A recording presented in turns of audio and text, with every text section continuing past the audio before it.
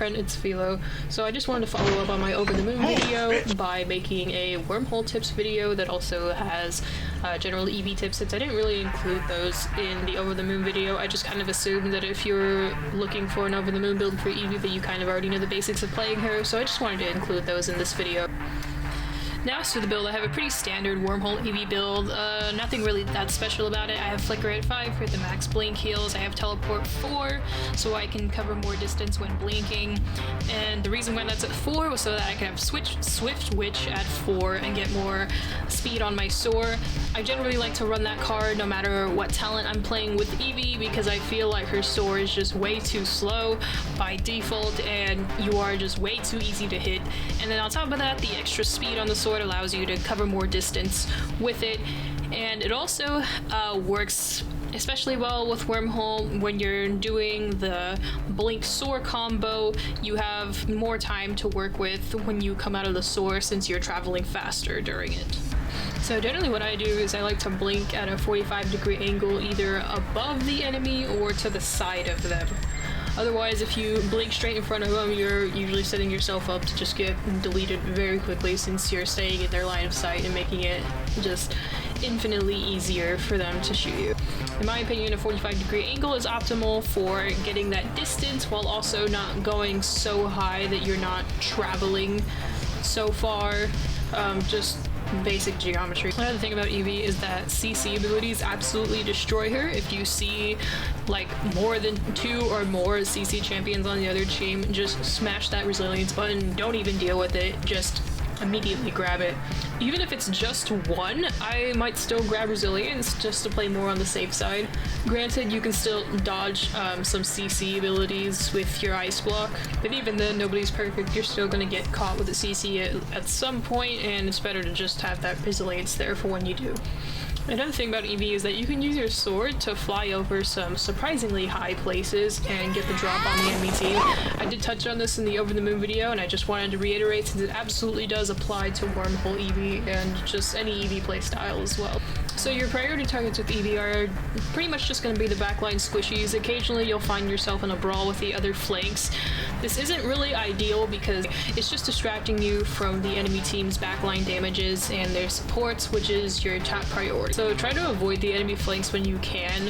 If you do end up in a brawl with them, try to drag them back to your team so hopefully they can finish them off and you can just go on your merry way to the enemy team's backline. Now if you end up in the enemy backline and you find out you definitely bitten off more than you can chew, your priority is going to have to change to being a general nuisance as opposed to getting the kill.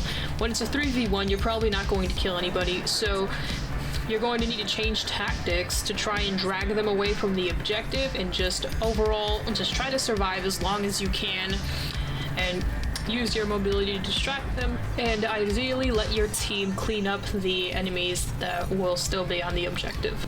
And then once you die, your team can come and clean up the rest of them after dealing with ones that weren't chasing you. If you do recognize beforehand that their backline is pretty heavy and there really isn't anybody out on their own, it's perfectly fine to just stay with your team and then just poke damage them if diving them isn't really an option. You still do quite a bit of damage with Evie, and if they're really grouped up, your splash damage will also help a lot and really put a dent in their health pool. Then when you see somebody that's really low, you can dive in, clean up the kill, and then get out. If you end up in a situation where you're definitely going to trade for someone, always try to trade for the support.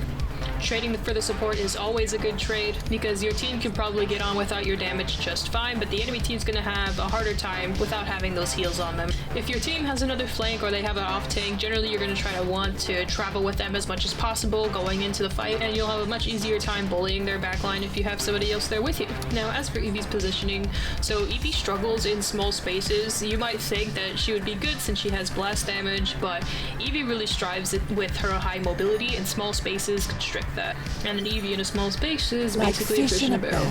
Now a small space can be good for using her ultimate, but that's pretty much the only situation where you'd want to go into a small space as Evie.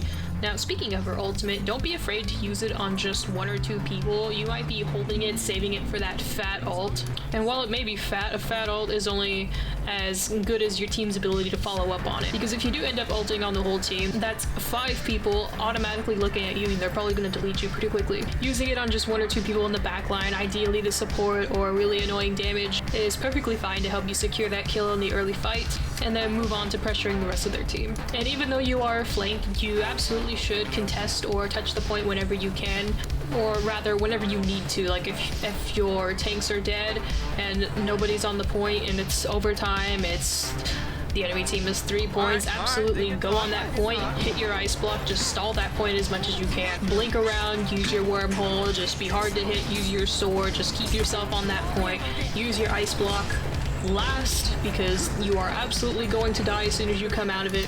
Just stall that point as best as you can until your tank gets back. As for aims on Evie, Evie moves slow as dirt, so nimble, you can't really go wrong with using nimble on her. Even though most of her mobility comes from using her abilities, it still helps because she walks super slow, and when you're caught in between cooldowns, it'll definitely help with evading those shots and helping you stay alive. Life Rip can work fine, she has a lot of burst damage, but the issue with that is since you're using it for sustain, generally when Life Rip kicks in, it's when you're engaged with somebody else, and caught will definitely play a factor there, so you're not going to get that much healing from it. With Wormhole, she's going to get most of her healing from blinks on the flicker card.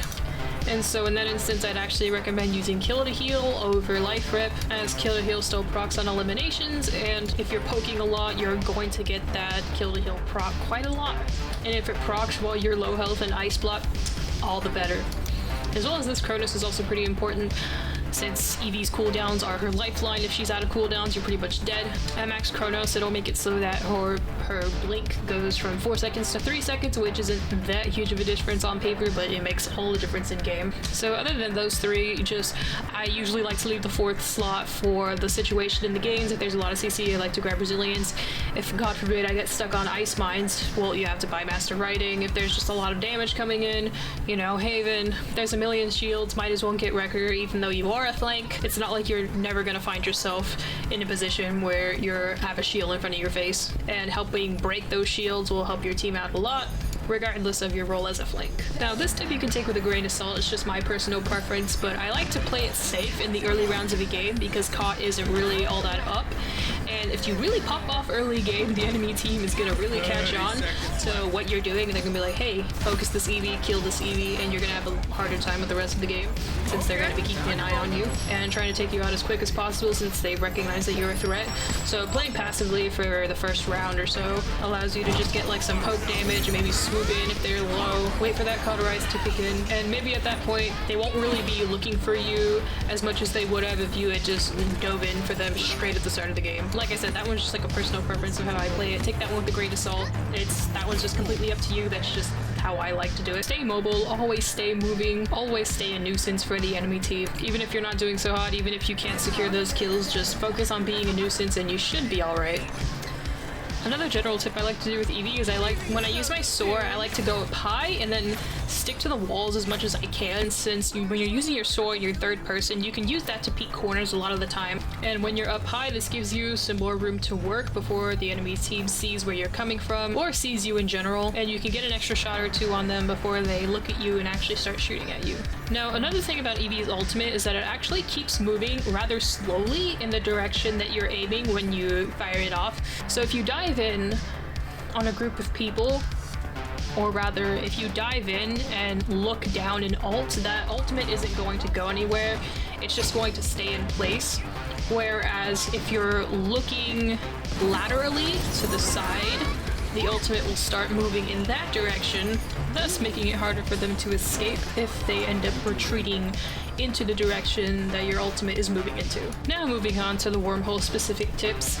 So the Wormhole playstyle is generally a more cautious playstyle, and what I mean by that is it's less aggressive than playing with Over the Moon or playing with Snow Globe. It does allow you to be aggressive, but only for the amount of time that you're blinking in and for the amount of time it takes until you get to about half health, at which point you're going to want to blink out. Now, I say you want to blink out at around half health because, you know, burst damage is a thing, server lag is a thing.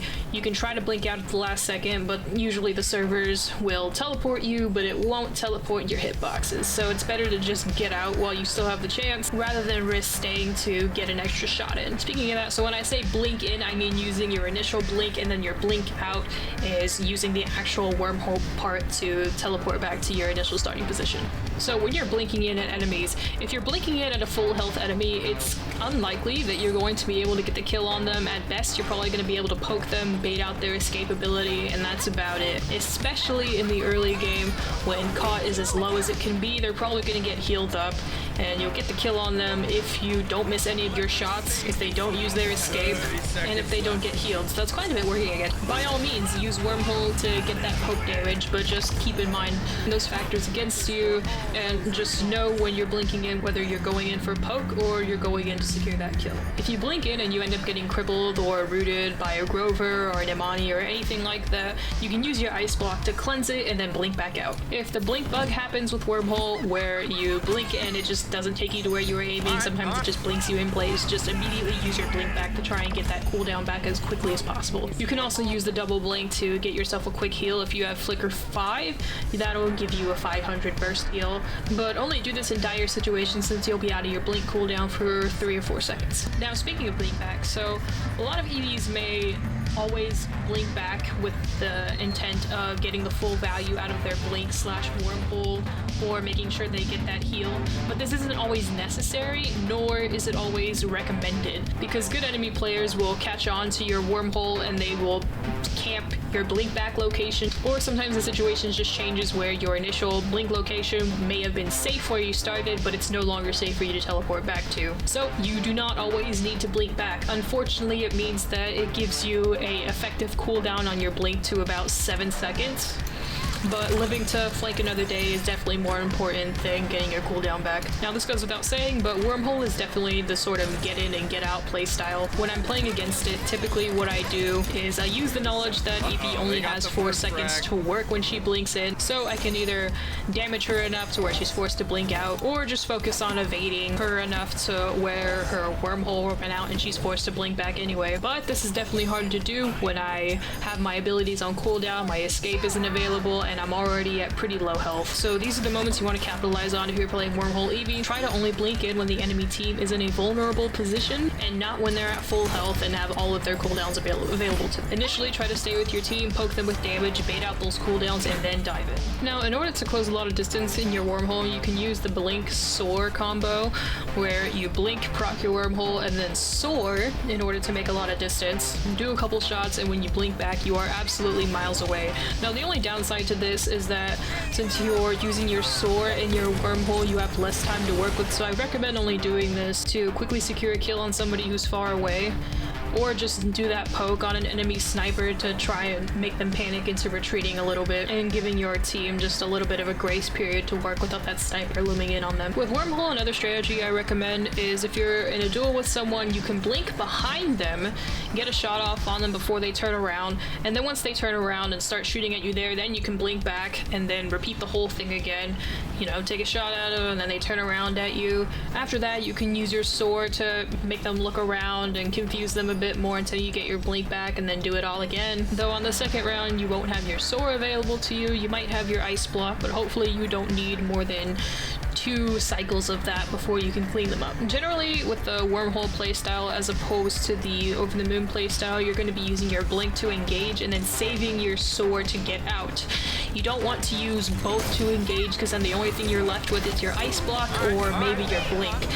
And having only your blink to get out is not a good thing, because if you're using your blink to get out, you're going to have to not blink back, therefore essentially having your blink on a 7-second cooldown. So keep that in mind, save your sword, don't use it unless you absolutely need to, and just save it in your pocket for that escape. Now, if you blink into 2 or more people and you're not blinking in to secure a kill on a low health enemy, and you're just blinking in for that poke damage, shoot once and just get out. And just get out, because blinking into a heavy backline will pretty much always guarantee your death unless you get out in time.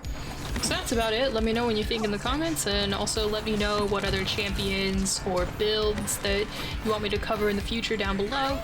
If there's any other Eevee or Wormhole specific tips you want to share, put them down in the comments so that our fellow Eevee chads can see them as well. From now on, I'm going to try and put out one informational video a week approximately. And I also stream on Twitch at twitch.tv/Velocici. I'm coming up on the goal for reaching affiliate on Twitch, so if you could give me a follow, that would be great and would help me out a lot. And here on YouTube, I have some more videos if you want to see them on Lilith and Over the Moon Evie. As I said, let me know what other champions or builds you want me to cover, and I'll do my best to do that. And I hope I've earned your subscription. And see you next time, friend.